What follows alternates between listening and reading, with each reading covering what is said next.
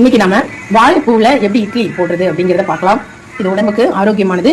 இட்லி மாவு இப்போ எடுத்துருக்கோம். இதில் தேவையான அளவு சால்ட் சேர்த்துக்கலாம், பச்சை மிளகாய் சேர்த்துக்கலாம், வெங்காயம் சேர்த்துருக்கோம், கருவேப்பிலை சேர்த்துக்கலாம். இப்போ இதை நம்ம நல்லா கலந்துடலாம். நம்ம எல்லாத்தையும் கலந்தாச்சு.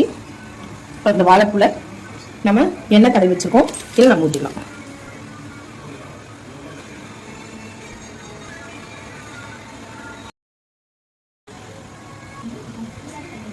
நம்ம இட்லி பானையில் வச்சிடலாம்.